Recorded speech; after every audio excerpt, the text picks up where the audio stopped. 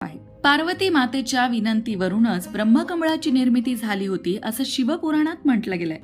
कारण भगवान महादेवांनी जेव्हा गणपती बाप्पाचं शिर धडा वेगळं केलं होतं, तेव्हा गणपती बाप्पाचं शिर बसवताना याच ब्रह्मकमळाचा उपयोग केला होता असं पुराणात म्हटलं गेलंय.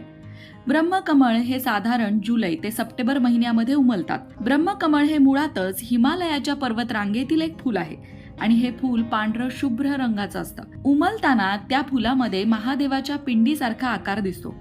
ब्रह्मकमळ या फुलाचा सुगंध अनुभवण्यासाठी आपल्याला वर्षभर वाट बघावी लागते, कारण इतर फुलांप्रमाणे हे फूल आपल्याला बाजारामध्ये सहजरित्या उपलब्ध होत नाही.